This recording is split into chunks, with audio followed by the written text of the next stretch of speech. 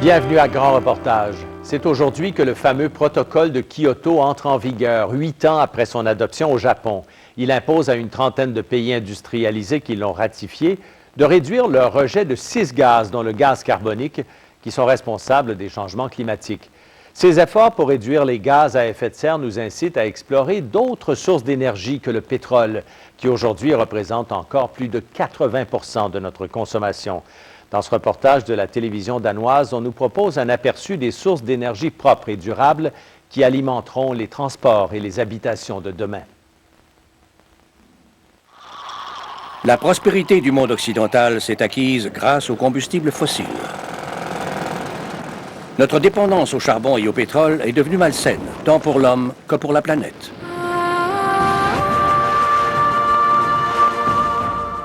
Mais comment peut-on remplacer les combustibles fossiles?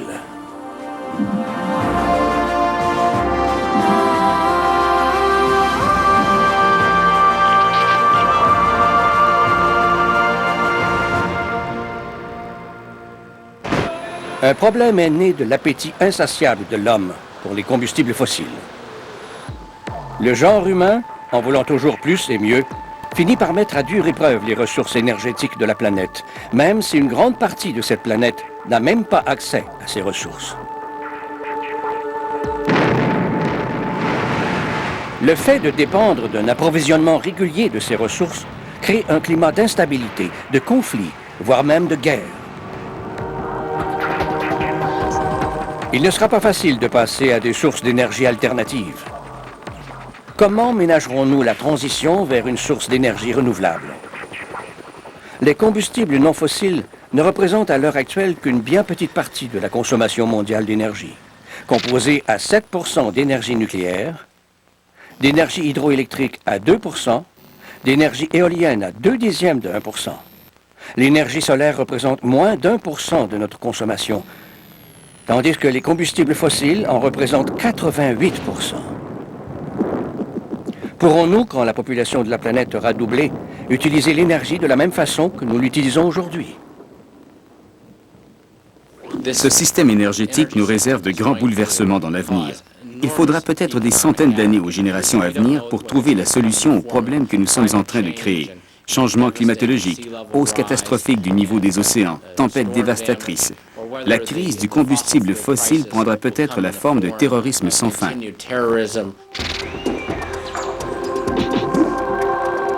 Christopher Flavin est président du World Watch Institute à Washington. Nous léguons à nos enfants un environnement détérioré. C'est une chose terrible. Et nous devons tout faire pour corriger cette situation.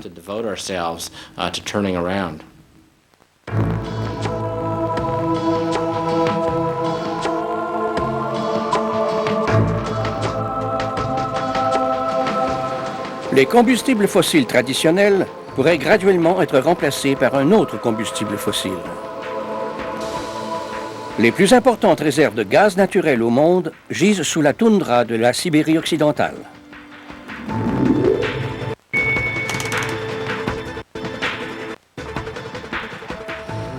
Le gaz naturel abonde, et c'est cette ressource qui nous permettra de nous affranchir de notre dépendance au pétrole.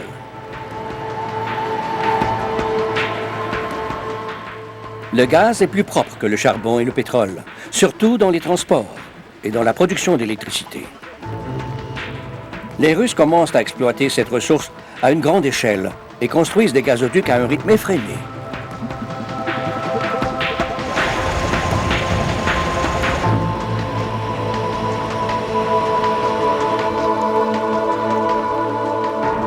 Мы сейчас как раз находимся в том месте, где уже подготовленный газ выходит с установки, да. Вот видите, это здание выходных кранов диаметром 1020 миллиметров, 2 крана там, да.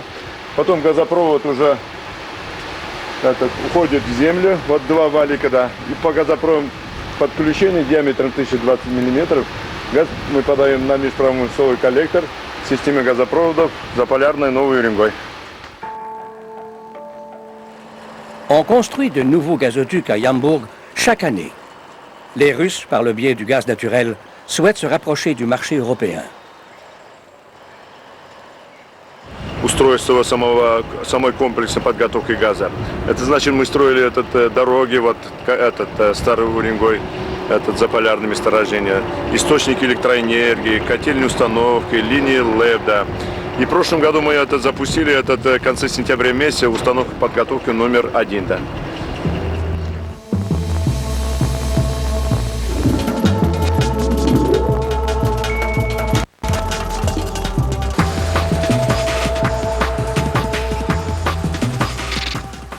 En se reliant au monde de cette façon, la Russie souhaite pouvoir se rétablir comme puissance économique et politique.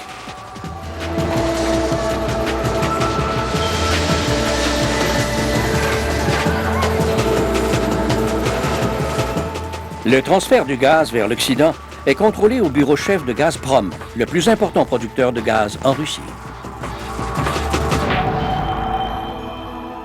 На этой карте изображена единая система газоснабжения России. Протяженность всех газопроводов предприятия. Cette carte montre les réserves de gaz de la Russie. Il y a 150 000 km de gazoducs, assez pour faire 3 fois le tour de la Terre à l'équateur. Газопроводы Западной Сибири, вот они показаны. Ici, ce sont les champs gaziers. À droite, c'est Zapolarnoï, près du champ de Yambourg. De là, le gazoduc s'étend jusqu'au centre de la Russie, puis au gazoduc central qui nous relie à l'Europe. И в том числе, значит, эти газопроводы. Il faudra de 7 à 8 jours pour que du gaz de Yambourg envoyé à Berlin arrive à destination, à une vitesse moyenne de 30 km/h. On s'habitue à tout. Ce sont les premiers jours dans un travail comme celui-ci qui sont difficiles. Puis on s'habitue. C'est flatteur de savoir que notre travail est si important. Quoi qu'il arrive autour de nous, une crise ou peu importe, nous sommes toujours essentiels parce que nous sommes dans un secteur stratégique. А сейчас, ну, в общем-то, мы чувствуем свою нужность здесь. Потому что какие бы там всевозможные катаклизмы, где бы ни происходили, в общем-то, у нас работа, она всегда есть и будет. Ну, я думаю, что без нас то сложно будет обойтись, скажем так.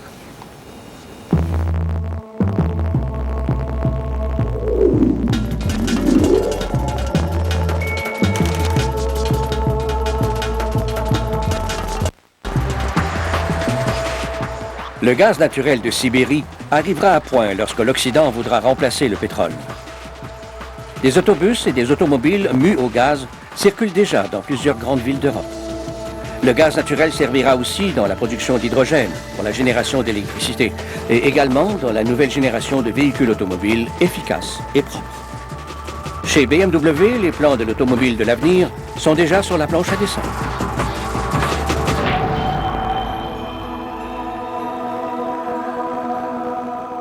In the long-term view, hydrogen will replace petrol and diesel as the energy carrier for the road transportation. Christopher Huss est ingénieur en recherche sur les moteurs à hydrogène chez BMW. All the future requirements, reduction or elimination of CO2 emissions and being more independent on crude oil resources can be fulfilled with hydrogen. And that's the reason why hydrogen will be the fuel of the future.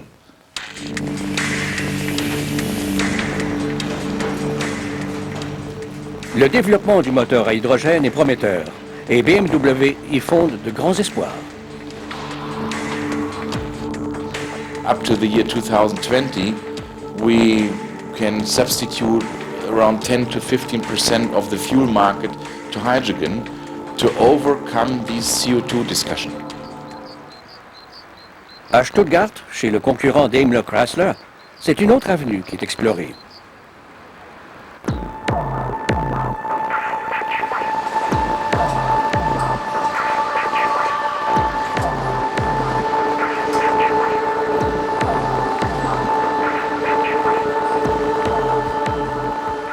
Dans cette course pour le carburant de l'avenir, Daimler Chrysler se penche sur le méthanol liquide. Le méthanol est un excellent transporteur d'hydrogène.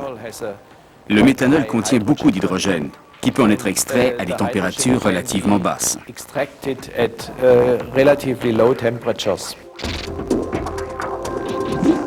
Johannes Ebner est directeur des infrastructures de recherche en piles à combustible chez Daimler.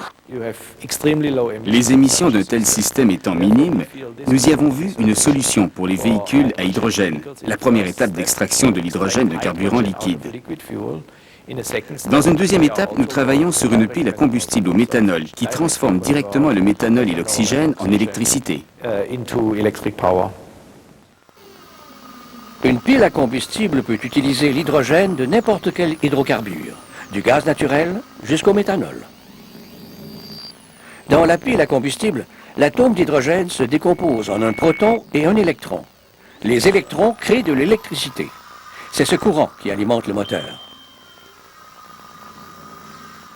Il ne résulte aucune émission de ce processus, seulement de l'eau.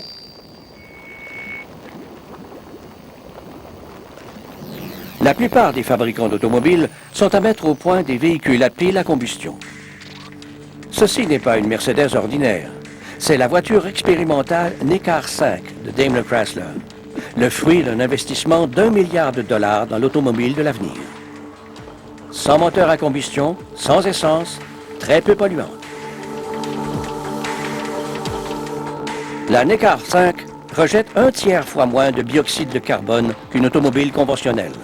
Elle est alimentée au méthanol liquide, dont elle extrait l'hydrogène. L'hydrogène jouera un grand rôle dans l'avenir. Mais l'hydrogène est une source d'énergie difficile à emmagasiner, surtout à bord d'un véhicule. Cela implique aussi une infrastructure coûteuse pour un réseau de ravitaillement des véhicules.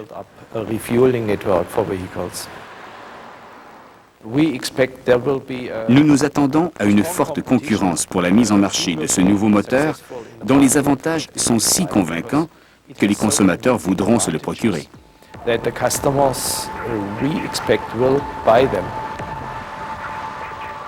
Il est bien difficile aujourd'hui de prédire qui remportera cette extraordinaire course, mais le gagnant en récoltera des bénéfices importants.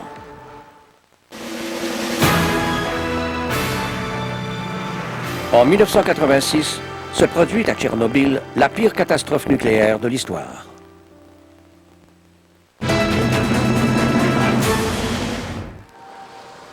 Mais nos besoins énergétiques de l'avenir ne touchent pas que les véhicules et les transports.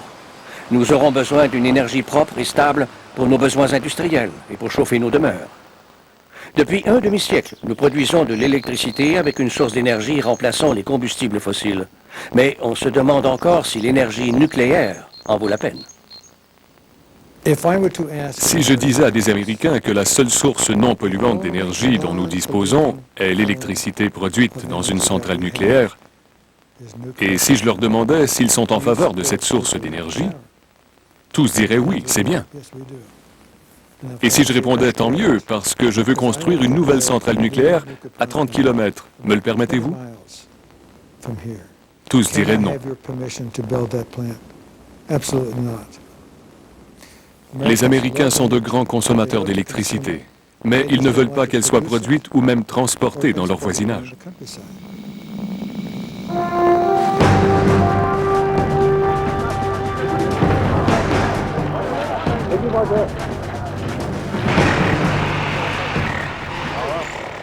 L'énergie nucléaire demeure un sujet de controverse et politiquement délicat. Le transport des déchets nucléaires provoque des levées de boucliers partout dans le monde.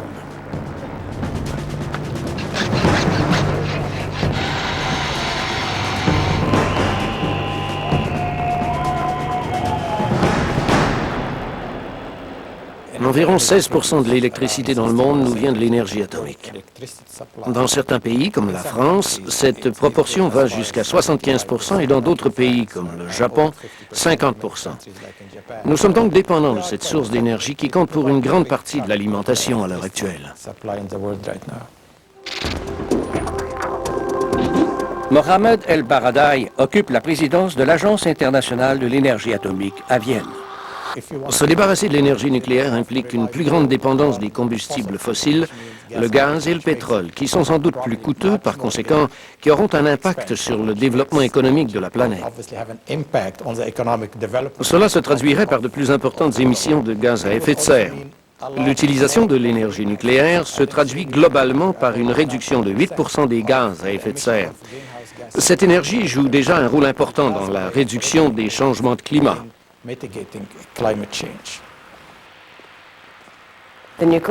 L'industrie nucléaire se vante de son rôle dans les changements climatologiques parce qu'elle ne produit pas de dioxyde de carbone. le principal élément pollueur responsable des changements climatiques. C'est remplacer un problème par un autre, comme si l'héroïnomane décidait de lâcher l'héroïne pour la remplacer par de la cocaïne.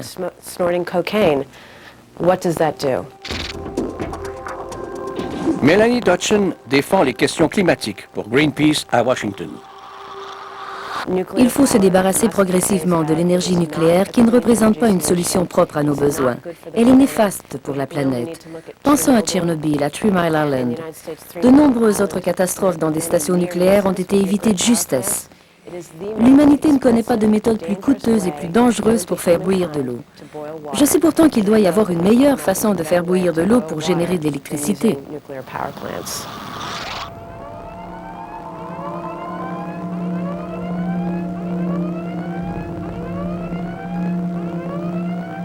En 1986, se produit à Tchernobyl la pire catastrophe nucléaire de l'histoire.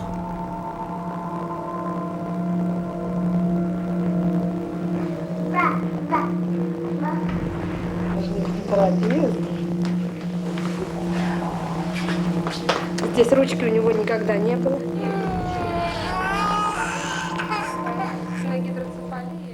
Tchernobyl, c'était un accident. Il s'agissait d'un vieux réacteur qui n'était pas aux normes actuelles de sécurité. Il y a eu erreur humaine.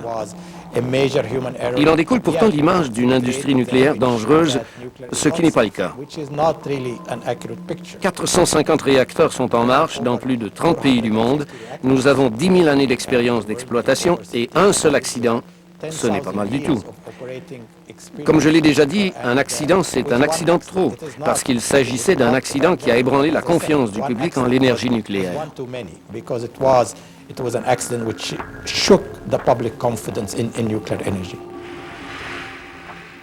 Depuis Tchernobyl, la sécurité s'est améliorée à plusieurs niveaux. Au plan nucléaire, la sécurité est plus grande dans le monde. C'était un avertissement de ne pas avoir bonne conscience. Nous avons beaucoup à faire si nous voulons continuer à utiliser l'énergie nucléaire.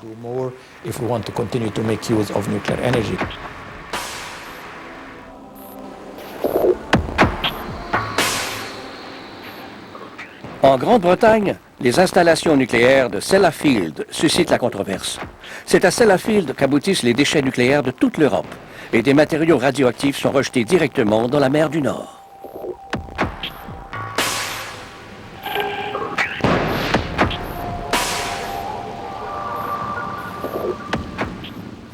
Le problème avec les centrales nucléaires, nous le savons tous, c'est qu'elles émettent régulièrement dans l'environnement des matériaux radioactifs qui sont à l'origine de cancers, de maladies, de malformations.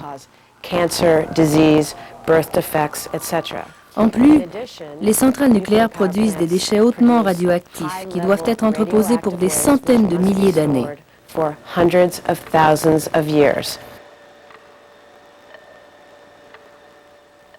Le public, à mon avis, s'est montré trop sensible devant la question des déchets. Avec raison peut-être, puisque les gens ont toujours été allergiques à tout ce qui est radioactif. Et cette sensibilité s'est exacerbée après Tchernobyl. Il s'agit de quelque chose qu'on ne peut pas voir. On ignore dans quelle proportion elle peut nous affecter. On ignore si on peut développer un cancer dans l'année ou dans 5 ans. Les choses qu'on ne comprend pas sont toujours angoissantes, c'est compréhensible.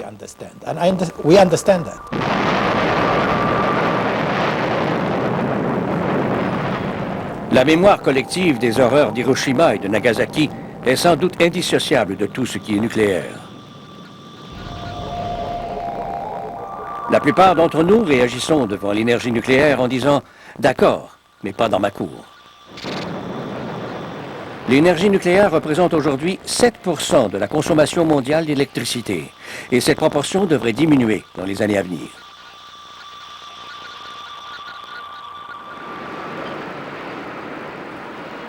Voici Shanghai, la populeuse métropole de Chine, symbole d'un étonnant progrès économique.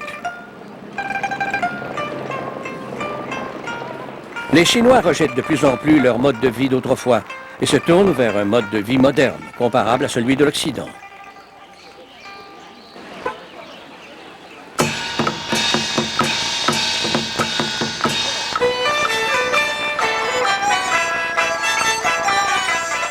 Pour ce grand bond en avant, la Chine a besoin de beaucoup d'électricité. Le sujet de controverse en Chine n'est pas l'énergie nucléaire, mais l'eau.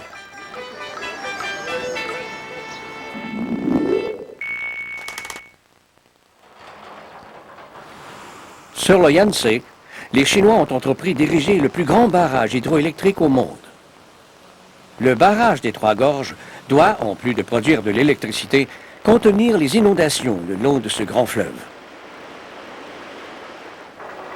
Cet ambitieux projet fait l'objet de nombreuses critiques qui lui reprochent de causer des dommages irréparables à la faune et à l'environnement.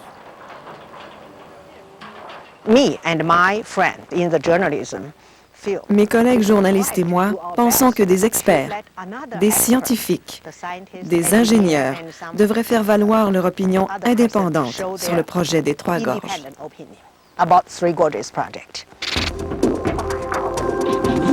La journaliste Dai Qing de Beijing est l'un des adversaires les plus farouches du projet des Trois Gorges. Au tout début, nous avons publié un petit livre résumant le débat sur les Trois Gorges. Nous avons exposé le pour et abordé l'aspect négatif, les deux côtés de la médaille. Elle devient par le fait même une dissidente aux yeux du Parti communiste. Elle est condamnée à 1 année de prison. Elle ne jouit toujours pas à l'heure actuelle de ses droits civils et les autorités l'ont réduite au silence. Quand la police m'interdit de recevoir des amis étrangers à la maison, j'accepte en disant oui. Mais ils peuvent venir me voir dans mon jardin ou au salon de thé voisin. Je fais des compromis. J'essaie d'obtenir le droit de demeurer avec mon peuple. Je suis écrivaine, journaliste. Il faut que je vive parmi eux, que je les connaisse, que j'écrive pour eux. J'écris pour eux, mais je ne peux pas être publiée dans ce pays.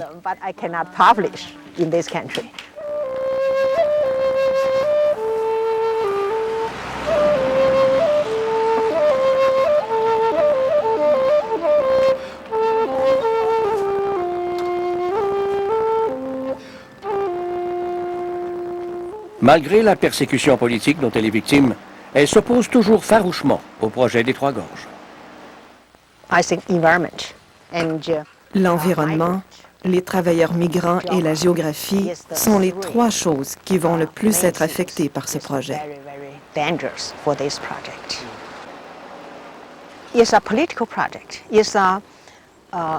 C'est un projet politique, leur projet favori. Mao Tse-tung l'aimait. Deng Xiaoping l'aimait et nous espérons que Jiang Zemin ne l'aime pas. Mais il va l'appuyer de toute façon, c'est plus facile pour lui. Ils sont en train de réaliser le plus grand projet du monde. C'est facile pour eux, mais ils ne savent pas ce qui pourrait arriver. Pour eux, ce sera le point saillant de leur carrière.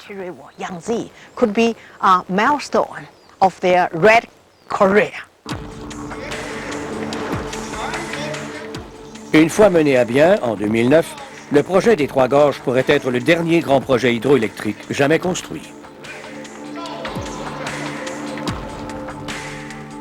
Je m'oppose non seulement au projet des Trois Gorges, mais aussi à la façon dont ils le réalisent. Une seule personne est maître de toutes les décisions, appuyée par toutes les ressources de l'État et capable de faire taire toutes les voix de l'opposition.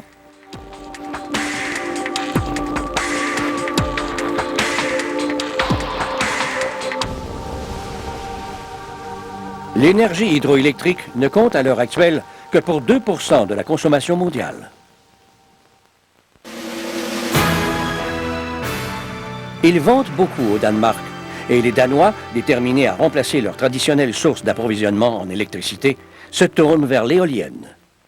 De sécurité autour de ces barrages et centrales électriques, il attend les résultats de l'enquête de la SQ sur les mesures de sécurité mises en place par Hydro-Québec. Un homme de 36 ans a perdu la vie et un autre a été grièvement blessé cet après-midi dans un accident de la route à Rawdon, dans la Naudière. Une accumulation d'eau et de neige pourrait être à l'origine de l'accident. Olivier Puché, un infirmier qui a frappé une patiente de 80 ans au visage parce qu'elle refusait ses médicaments, exerce toujours sa profession. Son ordre professionnel ne l'a pas suspendu, même s'il a plaidé coupable.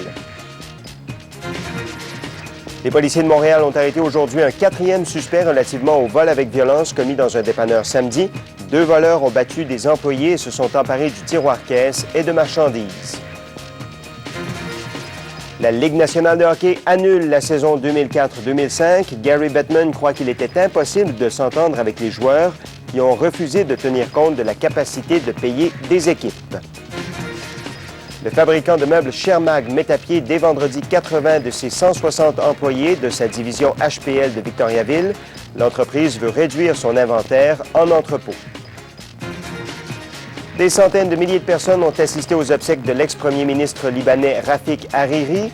Le Liban a demandé aujourd'hui l'assistance d'experts suisses dans l'enquête sur l'attentat de lundi. Et Israël franchit une nouvelle étape vers son retrait de la bande de Gaza et d'implantation du nord de la Cisjordanie. Le Parlement a approuvé une loi sur l'indemnisation des 9000 colons qui seront déplacés cet été. Chaque famille doit recevoir environ 400 000 $.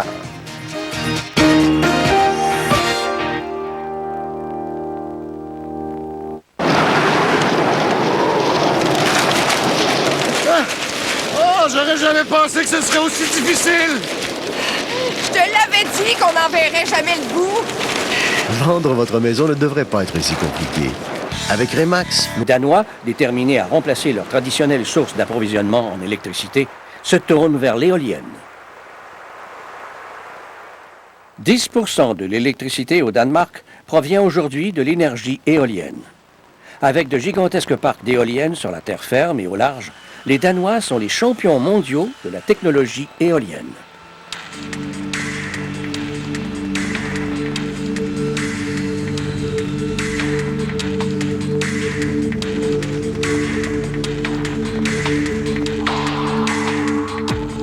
Si tout se déroule comme prévu, dès 2030, plus de la moitié de l'électricité générée le sera par le vent.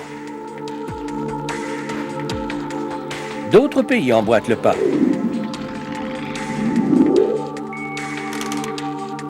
Les montagnes de la Californie du Sud sont balayées par de forts vents l'année durant.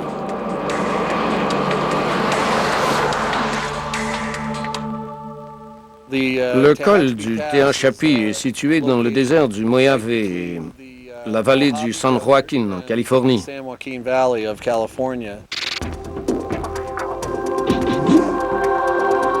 J. Edward Duggan est vice-président de l'exploitation de la Oak Creek Wind Farm.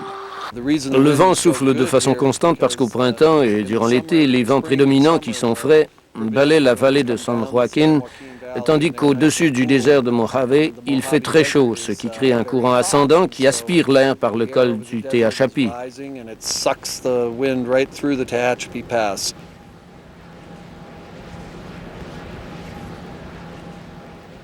Au tout début, les éoliennes étaient assez bruyantes parce que les pales tournaient plus vite en faisant un bruissement. Avec les nouvelles éoliennes, les pales tournent plus lentement et font moins de bruit. Et elles sont plus hautes, les pales sont plus éloignées du sol.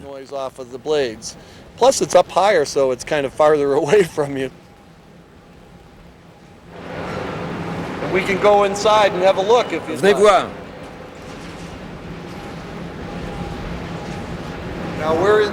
Nous sommes au pied de la tour de la turbine de 700 kW.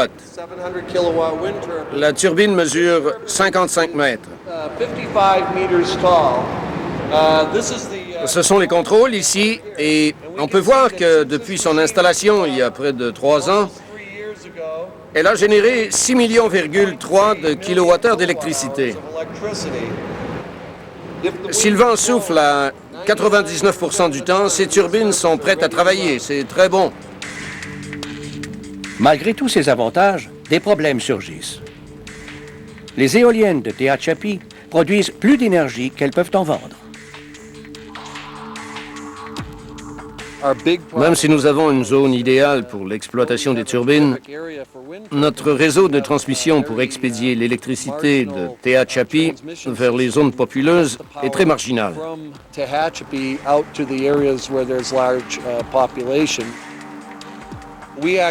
Nous avons l'équivalent de 10 mégawatts que nous ne pouvons pas relier au réseau. Je calcule que nous perdons $1 million par année tout simplement parce que nous n'avons pas les lignes électriques nous permettant de livrer l'électricité produite par nos turbines.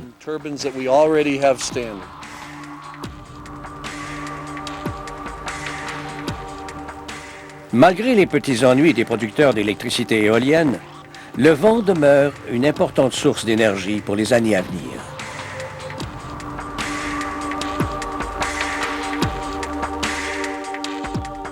L'énergie éolienne ne compte aujourd'hui que pour 0,2 de 1% de la consommation mondiale d'électricité. Mais son potentiel est énorme.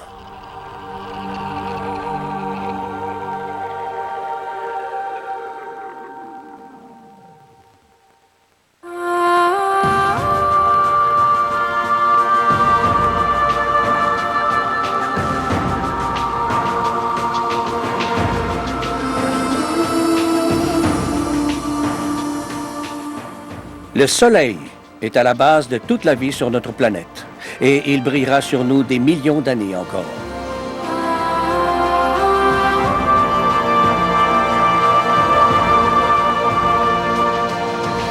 Chaque année, la quantité d'énergie qu'il diffuse sur la Terre est 15 000 fois plus importante que toute l'énergie que nous utilisons. Le Soleil pourrait bien représenter l'avenir de notre alimentation énergétique. Le défi solaire mondial prend la forme d'une grande aventure scientifique. La course n'est pas facile. Il faut d'abord construire une automobile capable de traverser le continent australien, mue uniquement par l'énergie solaire.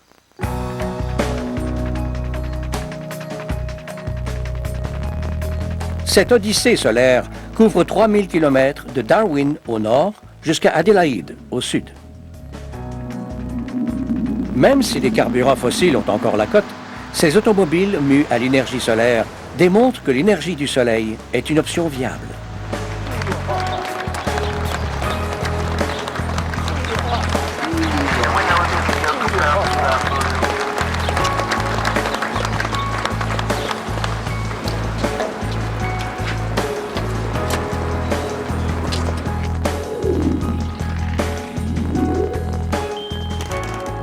À Upland, en Californie, cette démonstration est déjà faite.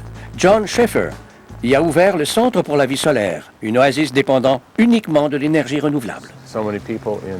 Il y a plein de gens en Californie et dans le reste du pays pour qui l'énergie solaire est une lointaine promesse de l'avenir qui ne se réalisera pas. Ils n'ont qu'à venir ici. Ils verront de leurs propres yeux. Ils pourront boire une bière bien froide, manger une crème glacée, faire fonctionner tous leurs électroménagers avec une énergie renouvelable. Plus besoin de ces combustibles fossiles. Le Center for Solar Living organise des conférences sur l'énergie solaire. John Schaeffer s'est sensibilisé il y a bien longtemps à la nécessité de protéger l'environnement. Quand j'ai terminé mes études secondaires à Los Angeles, j'étais prêt à affronter le monde. Arrivé à Berkeley, c'était ma première semaine à Berkeley, c'était l'époque où les conscrits partaient pour la guerre au Vietnam. C'est là que commence mon éducation radicale qui se poursuit pendant 4 ans. Mon apprentissage à ce moment-là devient une espèce d'expérience holistique, un mélange de retour à l'environnement, d'initiation à la terre, de retour à la nature.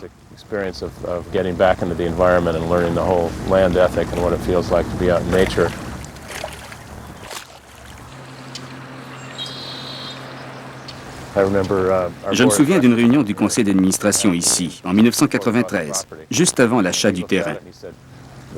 Un des membres m'a demandé qu'est-ce que je proposais de faire avec un terrain aussi mal fichu.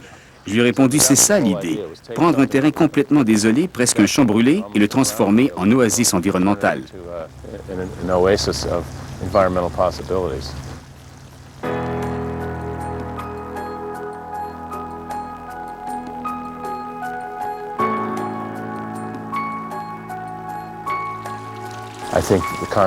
Les rêves radicaux de Berkeley, des choses folles comme le recyclage, qu'on trouvait idiotes, c'est ce qu'on m'en pratique tous les jours ici. Et de plus en plus de gens adhèrent à cette façon de penser. On m'a dit que même la maison du président Bush à Austin était environnementale, même s'il fait de son mieux pour qu'on ne le sache pas. President Bush supposedly has an environmental home in Austin, although he does the best he can to conceal that from the public.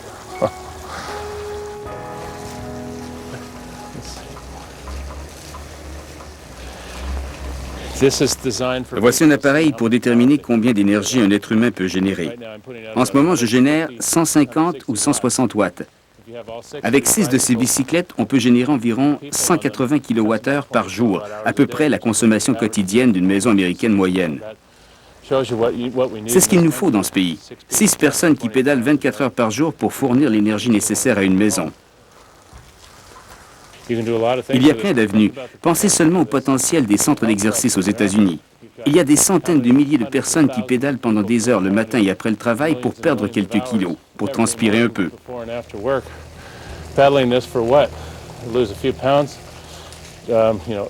Si on prenait toute cette énergie reliée à des accumulateurs dans ces centres d'exercice, on aurait une quantité importante d'énergie dans ces centres, dans les hôtels. C'est ce que nous essayons de montrer aux gens. Pourquoi gaspiller toute cette énergie?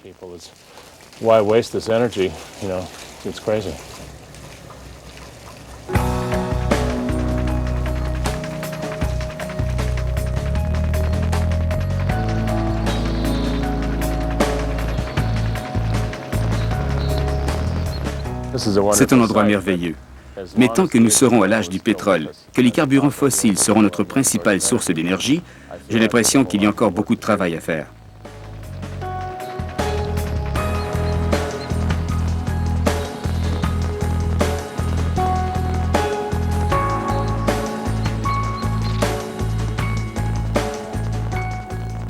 Une compagnie réalise dans le désert du Mojave des efforts considérables pour produire de l'énergie solaire. La plus grande usine thermosolaire du monde s'appelle Kramer Junction Solar Power. Le désert du Mojave est l'un des 5 endroits au monde où l'intensité du soleil est la plus forte. David Ribb est vice-président de l'usine thermosolaire Kramer Junction Solar. Il est important avant tout de ne pas avoir de nuages. L'altitude compte pour beaucoup aussi parce que le soleil est moins filtré par l'atmosphère. Et la latitude entre en jeu puisque plus on s'éloigne de l'équateur, plus l'angle du soleil est prononcé. Cette installation est la plus grande productrice d'énergie électrique thermosolaire. Avec la seule énergie du soleil, nous générons assez d'électricité chaque année pour satisfaire aux besoins moyens de 60 000 résidences. Voici les panneaux qui captent les rayons du soleil et les concentrent sur l'élément collecteur de chaleur qui est transféré à une huile synthétique. Cette huile synthétique passe à son tour dans des échangeurs de chaleur situés au centre de l'usine. La chaleur récupérée transforme l'eau en vapeur surchauffée qui, à son tour, alimente les turbines produisant de l'électricité. Cette dernière est acheminée dans le réseau reliant la Californie du Sud. C'est coûteux de mettre une usine thermosolaire en place puisque l'électricité n'est pas vendue d'un seul coup. Il faut investir et rentabiliser l'investissement durant la vie de l'usine. C'est un gros investissement, assez difficile à justifier quand les producteurs et les consommateurs sont à la recherche de la solution la moins onéreuse.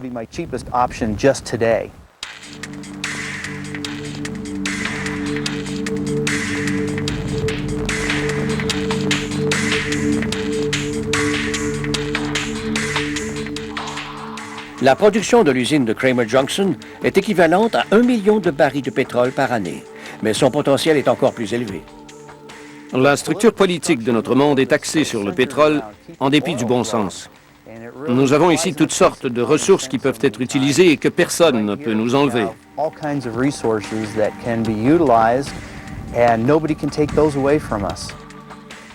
Je prédis que la crise pétrolière et énergétique que nous traversons ira en se détériorant avant qu'on ne fasse quelque chose. L'opinion publique et la volonté politique ne semblent évoluer qu'en temps de crise. J'espère que nous pourrons faire mieux, mais les 10 ou 15 dernières années me laissent croire que nous ne ferons pas mieux, à moins d'une autre crise.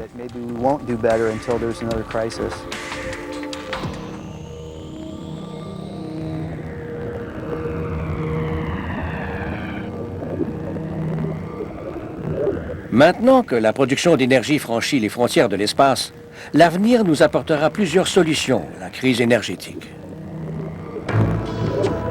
À la NASA, les scientifiques cherchent la façon d'exploiter les intenses rayons du Soleil avant qu'ils ne pénètrent l'atmosphère.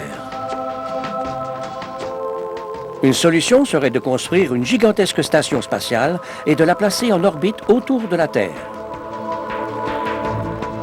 Ce projet, l'Integrated Symmetrical Concentrator, l'ISC, comporterait 2 immenses réflecteurs en forme de coquille qui s'orienteraient pour recueillir la lumière du Soleil.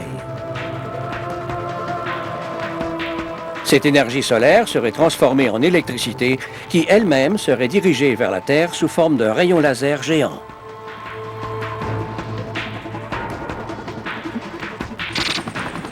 Dans le désert d'Australie, un autre projet de l'énergie de l'avenir est en marche. Ces 2 tours solaires s'élèveront à 1000 mètres dans le ciel, les structures les plus hautes du monde. Elles capteront à la fois l'énergie du soleil et celle du vent pour alimenter 200 000 foyers en électricité. Si nous parvenons à maîtriser à un coût raisonnable ces ressources et ces technologies, nous ferons un grand pas en avant dans notre recherche de l'énergie de l'avenir. Les événements dramatiques des dernières années montrent bien à quel point les relations des États-Unis avec ses principaux fournisseurs de pétrole sont vulnérables.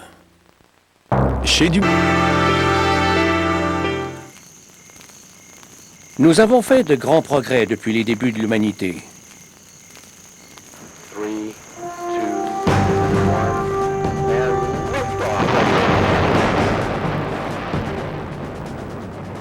Chaque étape de l'évolution de l'homme est reliée à la découverte d'une nouvelle source d'énergie. You can't have economic growth without using energy.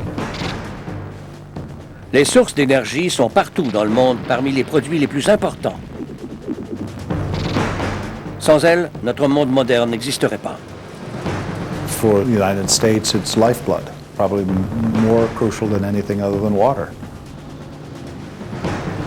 L'opulence du monde occidental dépend presque uniquement des combustibles fossiles, et la disponibilité de ces combustibles relève de l'équilibre des marchés, équilibre délicat entre les consommateurs et les producteurs.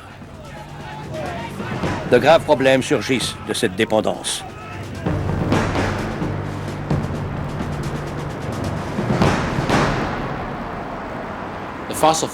Les combustibles fossiles rejettent d'énormes quantités de dioxyde de carbone dans l'atmosphère. La chimie de l'atmosphère en est ainsi modifiée. La planète se réchauffe graduellement.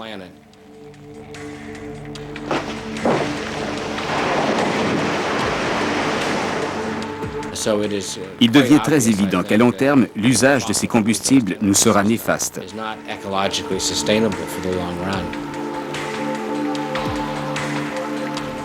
It really is a significant change in terms of the history of the Earth.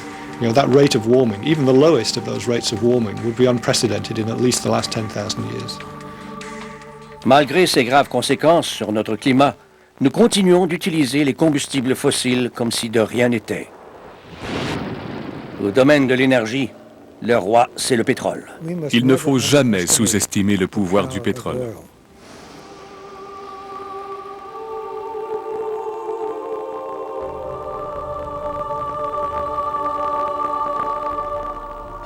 Les événements dramatiques des dernières années montrent bien à quel point les relations des États-Unis avec ses principaux fournisseurs de pétrole sont vulnérables.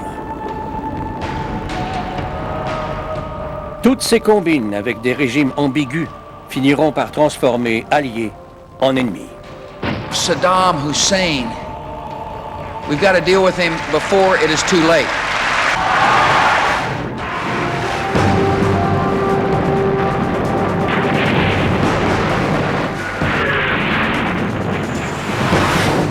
If this country versus country approach continues, all of these disputes over resources will become militarized.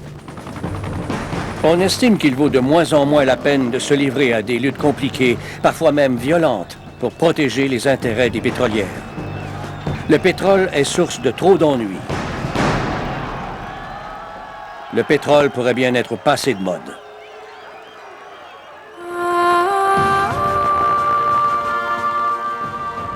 Nous avons traversé cette folie des combustibles fossiles avec des solutions en perspective.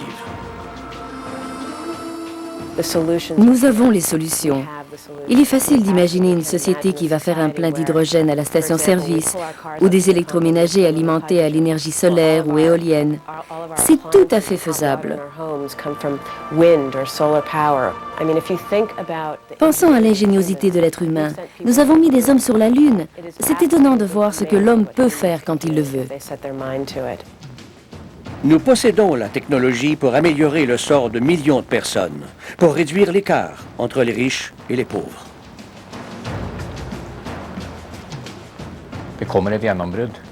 L'avenir nous réserve une percée, quelque chose que nous ne pouvons pas imaginer maintenant, qui n'est même pas encore identifié.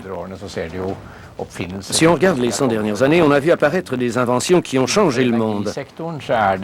Il n'est pas facile dans le domaine de l'énergie d'arriver avec la meilleure idée, mais nous nous y approchons à petits pas. Je suis impatient. Tout le monde l'est. Mais cette impatience ne doit pas nous pousser à l'erreur, mais nous inspirer à faire les bonnes choses assez rapidement.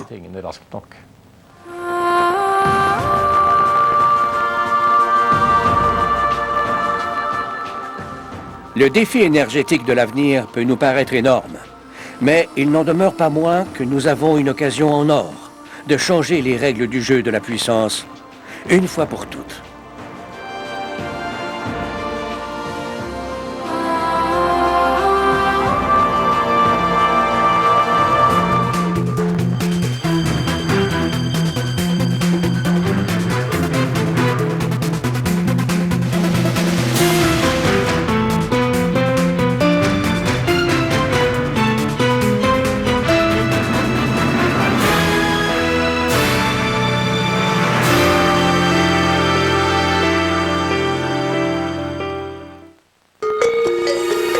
Découvrez l'une des plus mystérieuses civilisations à travers près de 150 trésors d'art ancien égyptien. Égypte éternelle, au Musée des Beaux-Arts de Montréal.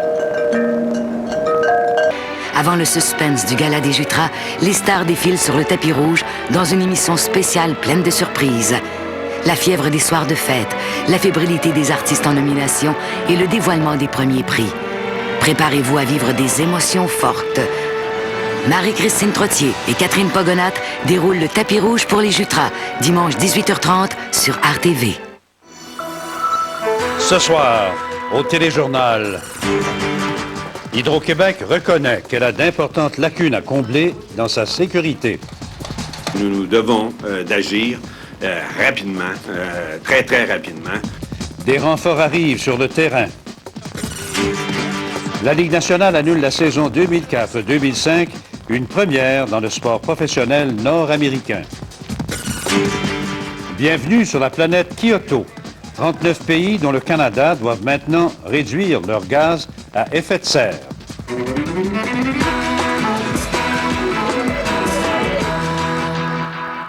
Bonsoir, mesdames et messieurs.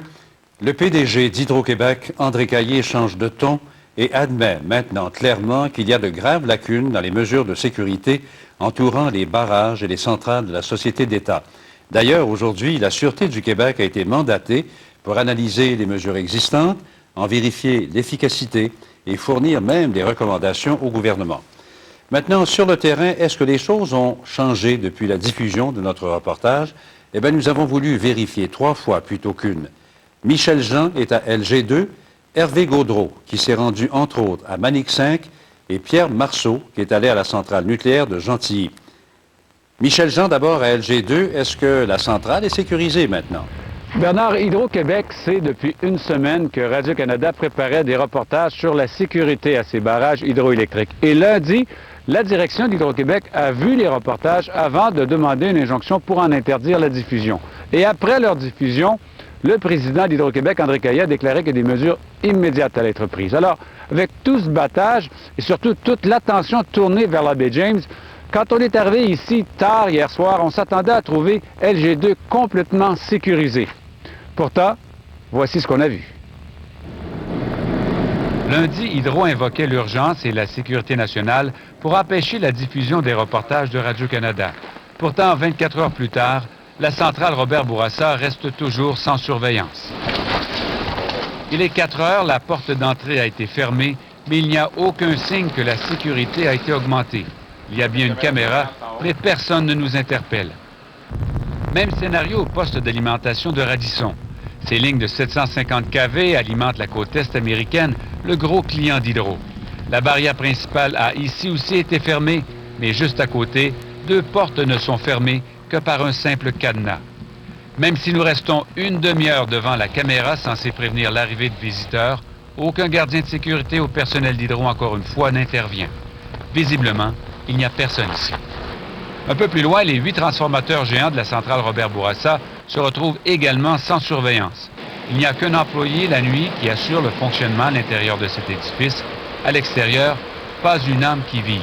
Les transformateurs sont protégés par une clôture avec des fils barbelés, mais la neige est tellement haute, le bas de neige est tellement haut, qu'il serait très facile de simplement marcher par-dessus si quelqu'un voulait le faire. Au lever du jour, les problèmes de sécurité occupent toutes les conversations dans le village de Radisson. Moi, dans ma tête, ça doit être sécuritaire, bien encadré. Ça vous inquiète? Oui. C'est inquiétant, certain. Un gars qui passe par là, qui décide de mettre une bombe, là, où tu penses qu'elle s'en va, l'eau? Hein? Hydro-Québec, qui nous refuse l'accès à ces installations, nous a à l'œil. Alors que nous circulons sur la voie publique, un véhicule de sécurité nous suit. Vous suivez? Oui. Pourquoi? Ben, je suis la sécurité industrielle Hydro-Québec.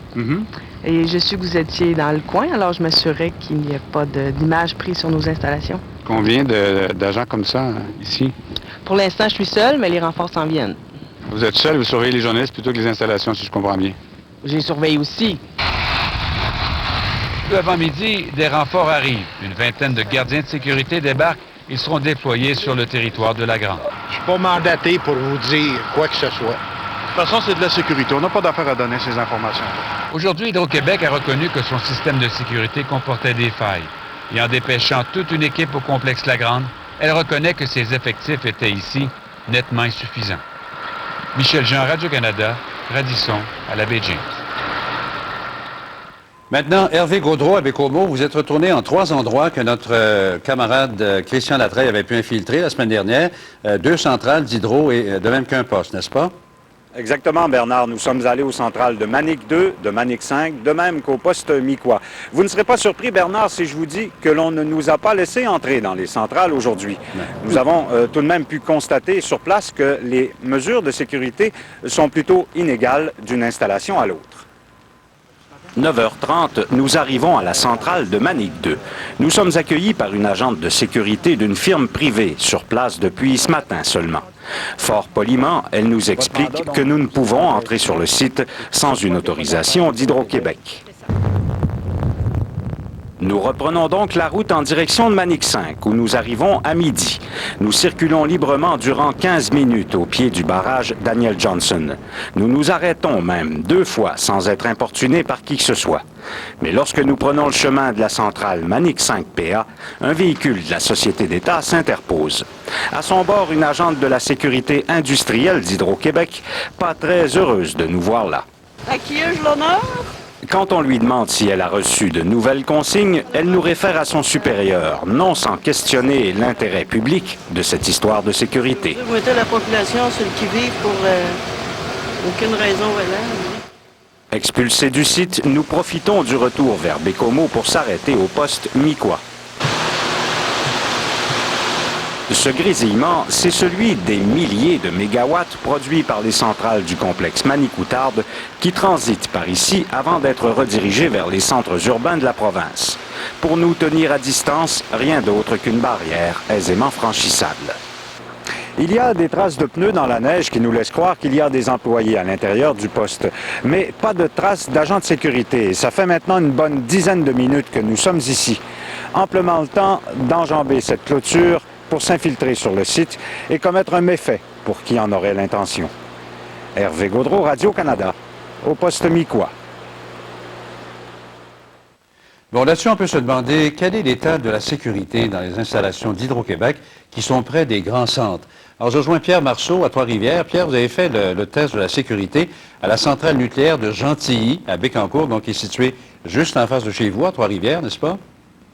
Oui, on a fait ce test-là lundi, donc avant que Christian Latreille ne diffuse ses reportages. Il faut dire que depuis septembre 2001, Hydro-Québec a dû rehausser le niveau de sécurité à la centrale nucléaire, justement pour éviter des actes terroristes. Ce qu'on a pu constater, c'est que la sécurité fonctionne quand même assez bien. On a quand même réussi à survoler la centrale. Là, on peut se poser des questions.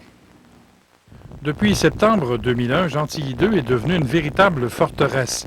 À chaque jour, des agents de sécurité, dont le nombre est gardé ultra secret, patrouillent aussi bien à pied qu'en véhicule. Nous avons testé le système. Arrivés sur les lieux, nous contournons la centrale pour nous rendre vers l'arrière du bâtiment. Pour l'instant, personne. Il aura fallu moins de 5 minutes pour qu'un premier gardien arrive. Bonjour. Bonjour, monsieur. Ça va bien? Constable Ladu.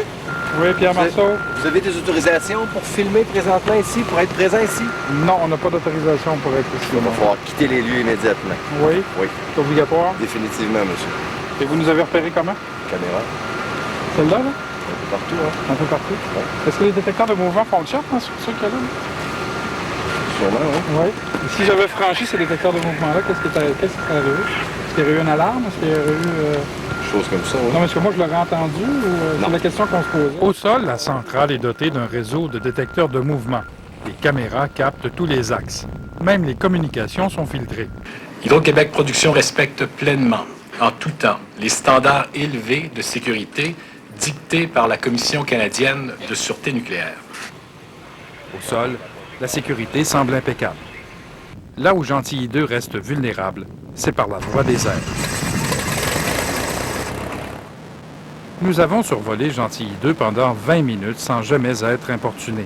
Notre pilote est simplement demeuré à 1000 pieds d'altitude, comme il l'aurait fait au-dessus de n'importe quelle zone habitée. Il n'y aurait pas vraiment de danger, il n'y aurait pas de risque que quelqu'un vienne nous dire qu'on n'avait pas le droit, parce qu'on avait le droit. Par contre, la survoler pendant une période prolongée, c'est sûr que là, on pourrait s'attendre à peut-être, dans le pire des cas, avoir un hélicoptère de l'armée qui pourrait venir et nous intercepter. Au Canada, aucune loi ne restreint les vols au-dessus des centrales nucléaires. Pierre Marceau, Radio-Canada, Bécancour. Alors donc, le patron d'Hydro-Québec, André Caillé, a fait son mea culpa à la suite de la diffusion de nos reportages qui identifiaient des problèmes de sécurité dans au moins 5 centrales et un poste de transformation. M. Caillé a fait l'admission qu'il existe de sérieuses lacunes dans la sécurité des installations de la société d'État. Une situation inacceptable, a-t-il répété. Il promet d'agir vite et bien. Bref, des lendemains qui déchantent, nous dit Catherine Kovacs. C'était hier à notre téléjournal. Tout se passe comme ici. On avait ici, permettez-moi de le dire, on avait ici une mise en scène pour montrer que ce que pourrait être un éventuel problème de sécurité. Aujourd'hui, le ton avait changé. Comme plusieurs d'entre vous, j'ai été très troublé par des images qui ont été présentées hier soir à la Société Radio-Canada. Visiblement ébranlé, le président d'Hydro-Québec reconnaît finalement que le système de sécurité de ses centrales hydroélectriques a des failles.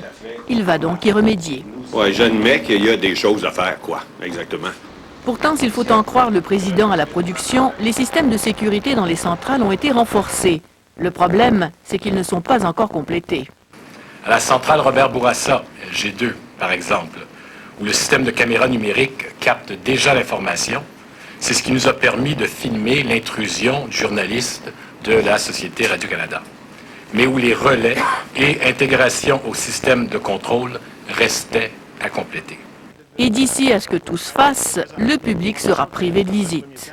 Pendant ce temps, les syndicats des employés d'Hydro-Québec tentent de leur côté de rassurer la population. Donc pour nous, la sécurité d'Hydro-Québec, des installations, est quelque chose qui, même si à certains endroits, effectivement, on peut constater qu'il peut y avoir certaines lacunes, est quelque chose qui est en progrès, en discussion à tous les jours. Et pour que tout soit bien clair, selon M. Paradis, il n'y a jamais eu collusion avec le reporter Christian Latreille, comme le laissait entendre le président d'Hydro-Québec la veille.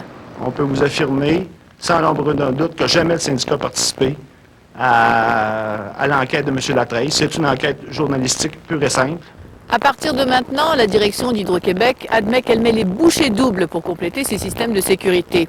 Et pour cela, elle pourra aussi compter sur l'aide de la Sûreté du Québec. Catherine Kovacs, Radio-Canada, Montréal. Il fut un temps pas si lointain, en fait, il y a une douzaine d'années, où Hydro-Québec possédait son propre service de police, c'est-à-dire près de 200 agents armés avec plein pouvoir d'enquête. Mais ironiquement, c'est sous l'administration de l'actuel président André Caillé qu'a été démantelé ce que l'on appelait à l'époque la sûreté d'Hydro-Québec. Pierre Tourangeau remonte dans le temps. 1993, autochtones et écologistes s'opposent avec vigueur et constance à Grande Baleine, le dernier en date des grands projets d'Hydro-Québec. Radio-Canada révèle alors que par crainte des attentats et du terrorisme, la société a transformé son service de sécurité en véritable corps policier. 188 agents portant armes et uniformes avec pouvoir d'enquête et section de renseignement. On doit, dans le fond, savoir ce que les gens pensent de nous. Est-ce que ça pourrait se traduire par une forme de menace, là? Autre direction, autre mœurs. 4 ans plus tard, André Caillé est PDG. Le service de police est démantelé et remplacé par une section de sécurité industrielle. Quand les policiers ici ont été retirés de l'IREC et de d'autres endroits, les gens étaient absolument interloqués, ne comprenaient pas que les actifs aussi importants de technologie